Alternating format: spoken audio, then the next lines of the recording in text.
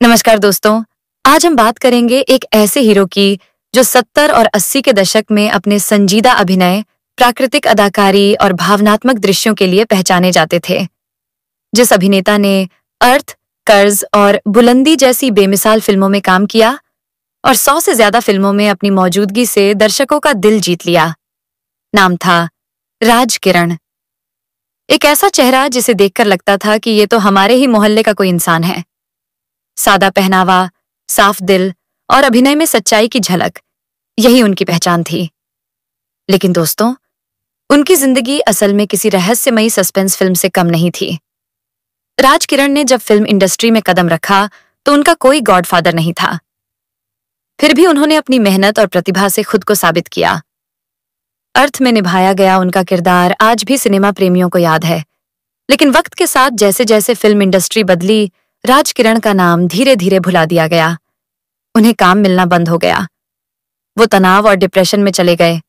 बताया जाता है कि काम न मिलने के कारण राज किरण अमेरिका के न्यूयॉर्क शहर चले गए, जहां उन्होंने एक टैक्सी ड्राइवर की नौकरी करनी शुरू कर दी।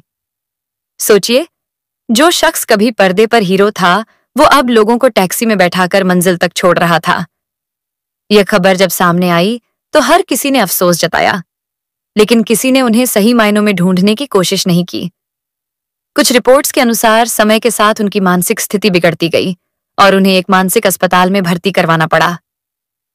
राज किरण, जिनका पूरा नाम था राज किरण मेहता, ने बहुत ही साधारण लोग और शांत से दिखने वाले यह अभिनेता, जिन्होंने 100 से ज्यादा फिल्मों में काम किया, लेकिन काम मिलना बंद हुआ तो डिप्रेशन में चले गए और एक दिन अचानक गायब हो गए।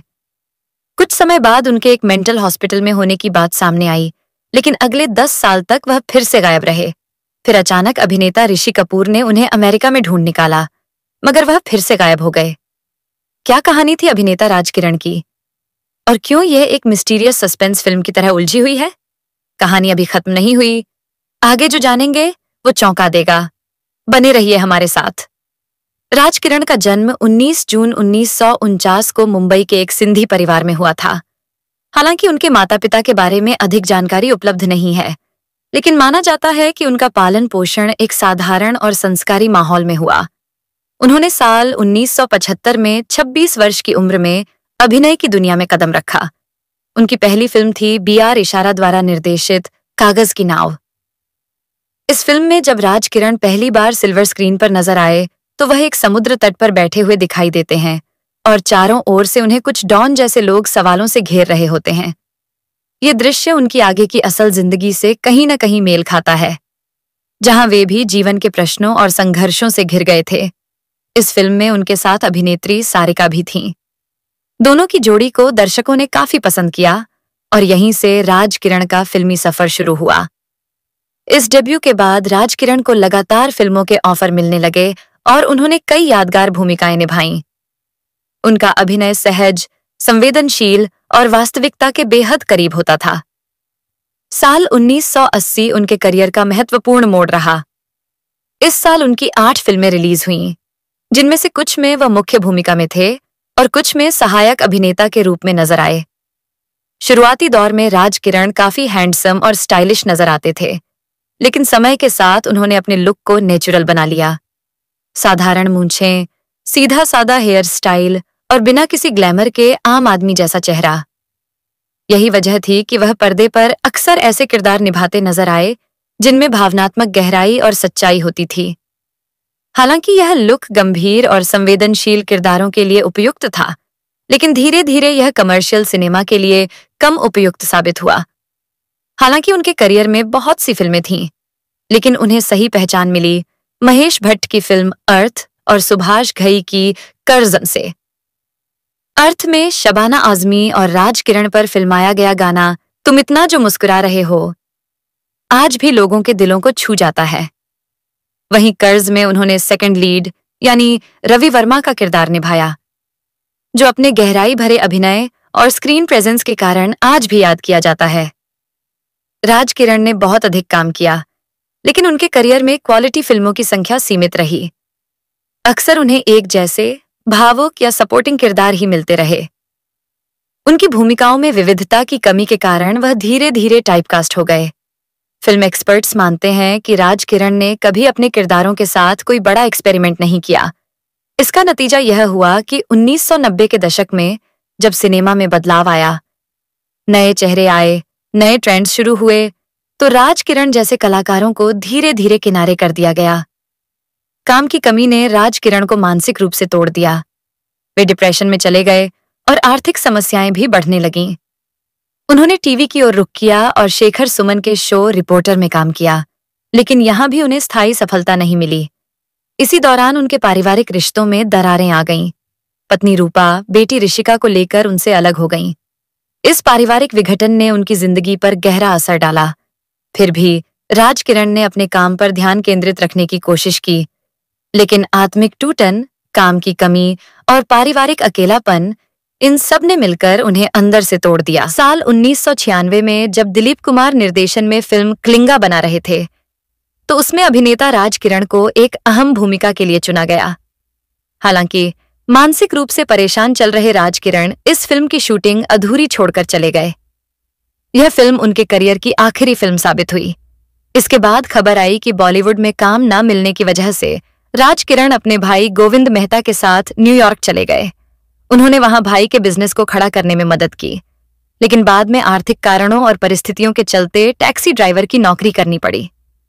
कहा जाता है कि कई लोगों ने उन्हें न्यूयॉर्क की सड़कों पर टैक्सी चलाते हुए भी देखा। राज किरण जैसे संजीदा अभिनेता को इस हालत में देखना हर किसी के लिए चौंकाने और दुखद था। कुछ समय बाद राज किरण भारत लौटे। बताया गया कि वे साईं बाबा से मिलने की इच्छा रखते थे। शायद वे अपनी मानसिक और आध्यात्मिक पीड़ा का समाधान चाहते थे। वे बेंगलुरु में एक कार्यक्रम में साईं बाबा के दर्शन के लिए पहुंचे, लेकिन भारी भीड़ के कारण वे बाबा से मुलाकात नहीं कर पाए। कार्यक्रम समाप्त होने के बाद उन्हें साईं बाबा के कक्ष की दीवार फांदते हुए देखा गया। जब लोग उन्हें नीचे लाने पहुंचे तो राज किरण बहुत आक्रामक हो गए और मारपीट करने लगे। अगले दिन समाचार पत्रों में खबर आई कि राज किरण साईं बाबा को नुकसान पहुंचाना चाहते थे। इस अफवाह ने उनकी छवि को और नुकसान पहुंचाया। उन्हें स्थानीय पुलिस ने हिरासत में ले लिया। इस घटना के बाद उनकी मानसिक स्थिति और भी ज्यादा बिगड़ गई। बताया जाता है कि उन्हें मुंबई लाकर भायखला स्थित थाने अस्पताल के मानसिक विभाग में भर्ती कराया गया। उनसे मिलने पहुंचे कई फिल्मी कलाकारों में शामिल थे महेश भट्ट और शबाना आजमी। महेश भट्ट ने एक इंटरव्यू में कहा, फिल्म अर्थ के समय मेरी और राज किरण की गहरी दोस्ती हुई थी। वे बहुत खुशमिजाज और जीवन से भरपूर इंसान थे, लेकिन जब मैं उन्हें अस्पताल में मिला तो सामने एक ऐसा इंसान था जिसकी आंखों में गहराई तक उदासी भरी थी।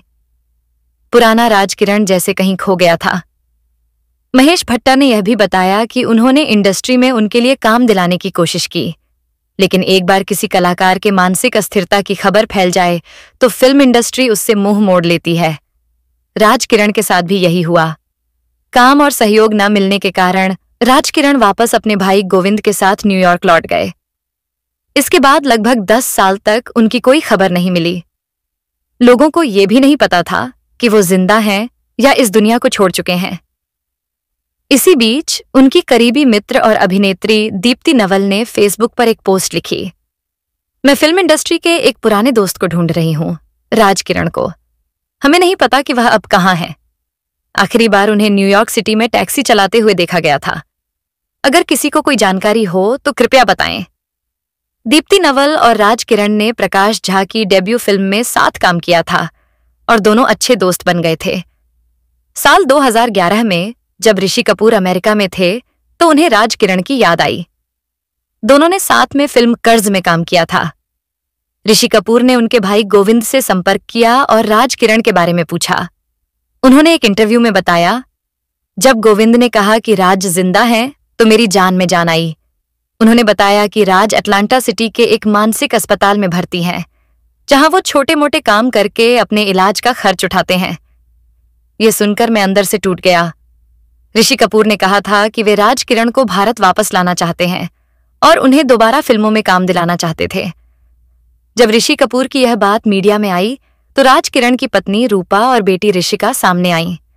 उन्होंने ऋषिका कपूर के दावे को गलत बताया और कहा कि हम खुद पिछले 10 साल से राज किरण को ढूंढ रहे हैं। न्यूयॉर्क सिटी पुलिस और एक प्राइवेट डिटेक्टिव हमारी मदद कर रहे हैं। उन्होंने यह भी कहा कि ऋषि अंकल जो कह रहे हैं उसकी कोई पुष्टि नहीं हुई है। हमें खुद नहीं पता कि पापा कहाँ हैं। राजकिरण की गुमशुदगी एक रहस्य बन चुकी है। क्या राजकिरण वाकई अटलांटा के अस्पताल में है, या फिर वह किसी और देश, किसी और शहर में गुमनाम जिंदगी जी रहे हैं, या क्या हम उन्हें हमेशा के लिए खो चुके हैं? ये एक ऐसी कहानी है जो खत्म होकर भी अधूरी लगती है। दोस्तों, अगर आप भी राजकिरण जैसे संवेदनशील कलाकार को याद करते हैं तो इस वीडियो को जरूर शेयर कीजिए। शायद हमारी आवाज किसी मोड़ पर राजकिरण तक पहुंच जाए। नीचे कमेंट करके बताएं, क्या आप राजकिरण की वापसी की उम्मीद रखते हैं? यह थी स्टार मनोहर राठौर की एक और सच्ची कहानी। मिलते हैं अगली बार किसी और अनसुनी दास्तां के साथ। धन्यवाद।